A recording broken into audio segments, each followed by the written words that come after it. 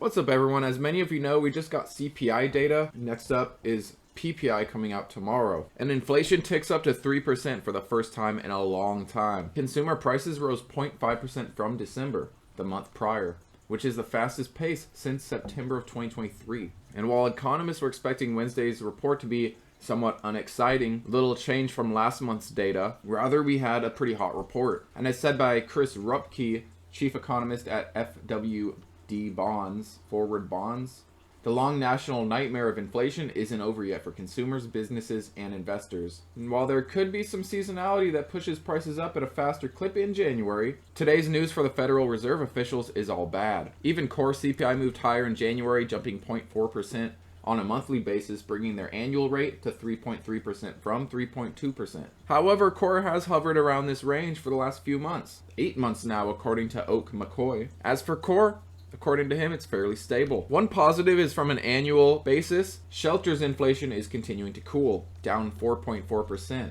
matching a 3-year low. Now this gives you a good picture. It gives you some context of prior months. You can see that we have been consistently ticking up. Back in summer, we were in the 3s.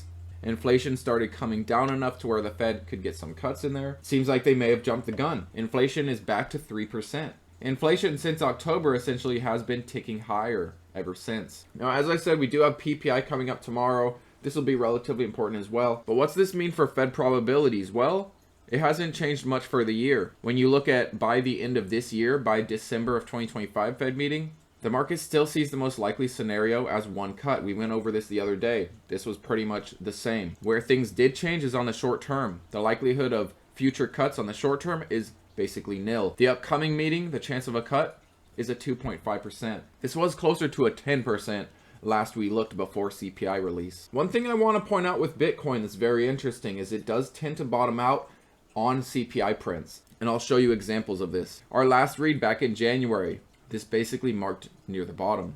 Again, the read in December, we had a little dip before it and then it spiked right after. Again in November, we consolidated right around CPI print and then we rallied after. Let's go back to October. We pulled back coming up to the event and we rallied shortly after, right after basically. And again in September, we bottomed out before CPI, started rallying up to it and continued that rally after that print. August 12, we did drop a little bit more after that and then we rallied. We had like a 2-day drop after CPI and then we went higher. We ended up higher in price within days. So going back all the way to August CPI, you'll see that we do get a spike from Bitcoin, a recovery, a run up from Bitcoin, literally after CPI. This has happened ever since August. Bitcoin from a price standpoint is continuing to consolidate under the 50 MA. Here's something interesting. The 200 MA is about to touch 80,000 for the first time in Bitcoin's history. And you can see that despite this consolidation, despite this somewhat sideways action, the 200 MA is still climbing up because it's still accounting for these recent days. It is a lagging indicator. Bitcoin right now is facing this descending resistance. I do think we'll get a reaction if we break it to the upside. Next up, I want to talk about some companies opening a page out of the MicroStrategy playbook. Dozens of companies are stealing MicroStrategy's playbook. MicroStrategy's or strategy to hoard Bitcoin. And according to this, companies are copycatting MicroStrategy. According to crypto security company CoinKite, 78 companies around the world also hold crypto in their corporate treasuries.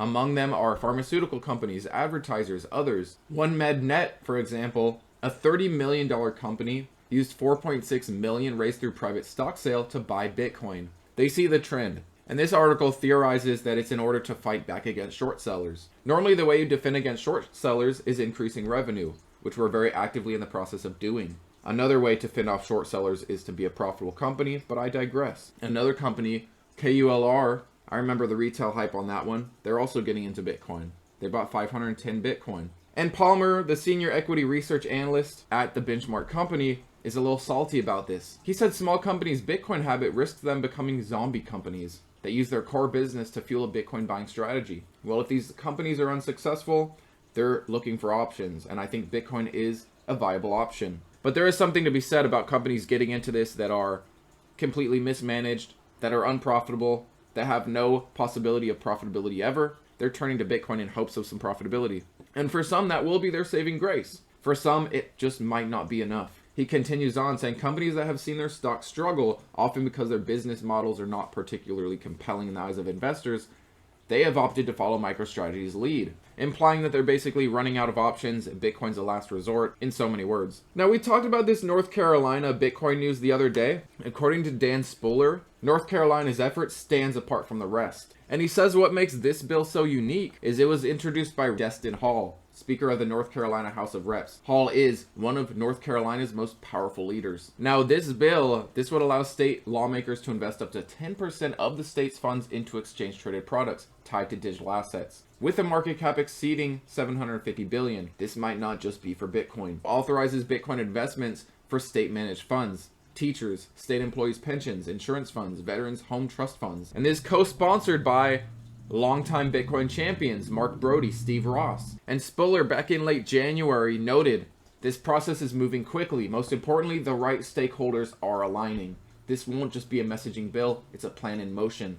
And we are slowly but fast but surely working our way up to half of all the states working towards some kind of strategic reserve bill. And as said here, 20 US state Bitcoin reserves could alone drive $23 billion inflow as more follow. Bitcoin legislation is advancing at the state level with almost 30 proposals. That doesn't mean 30 states. Some states could have multiple bills, one about pension, one about a strategic treasury, different little minute details that might require separate bills. Now, as Vanek reported, 20 of the bills under review could alone drive up to $23 billion in buying, or approximately 247,000 Bitcoin, a $250,000 Bitcoin. This excludes pension fund allocations that may arise. Now, some of these proposals specify percentages, such as Oklahoma here, seeking a 10% allocation from their $14 billion, so a little over $1 billion. Massachusetts introduced a measure targeting their rainy day fund, which has $8.8 billion. Texas could commit to 1% of unencumbered general revenue towards Bitcoin.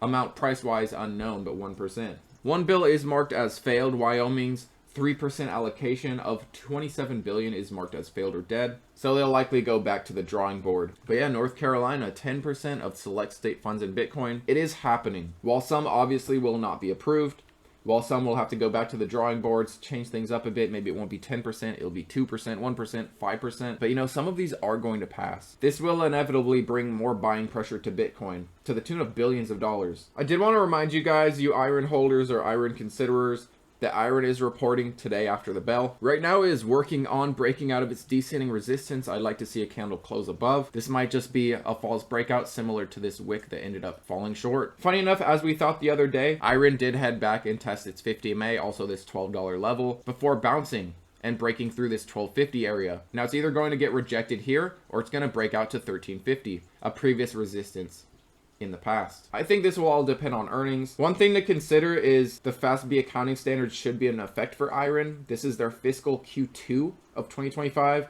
FASB went in effect on fiscal Q1. And as a side note, CleanSpark benefited from that. They reported their Q1 of fiscal 2025. So they did fall into those FASB accounting standards where you can report Bitcoin gains. Before this change, you could only report unrealized losses, not unrealized gains. One thing to consider with iren is it likely won't matter much because they don't hold any Bitcoin. They sell what they mine, which is a smart thing to do when Bitcoin's going sideways or going down. It can fund their growth while others are stuck holding onto that Bitcoin. But you know, that's one thing to think about is the FASB accounting standards likely won't change much in terms of iren because, as I said, they don't hold Bitcoin. That being said, I think there's a good likelihood we see a beat here, not only in EPS, but in revenue. And they are set for a record-breaking quarter, about double from a year ago, and almost triple from the last quarter. iren reported their last earnings in late November. Bitcoin ended the year very strong. When they gave forward guidance, this wasn't necessarily accounted for. I do think, just like CleanSpark, we will see a beat, and that doesn't just go for iren, but the miners across the board. They're clearly at a point where earnings is starting to turn around. We're starting to see that revenue growth again for the first time since the halving cut rewards in half. We're about to see some posting profitability for the first time since the halving cut rewards. Some of the Bitcoin miners were profitable before the halving cut rewards. Now we have the rest of 2025 to end the year relatively strong with some profitable quarters. If Bitcoin ends the cycle where we think, these Bitcoin miners are going to see some consistent profitability to end this cycle. They're going to continue to, the ones that hold at least, add their hodl, add more Bitcoin to their hodl. The ones that don't hold, they'll be able to add to their balance sheet, work on further growth. They won't be burning cash with unprofitable quarters. They'll be pulling in cash. Because of this, these companies will demand a higher valuation, and the pieces are all starting to come together. But thanks as always, guys. What say you? How are you feeling about iren's earnings? How are you feeling about CPI? Keep an eye on PPI tomorrow. Do you think Bitcoin's trend of rising after CPI will remain intact? We have seen this every single time since August. But anyways, thanks as always for watching, guys. I appreciate you, and I'll see you next time.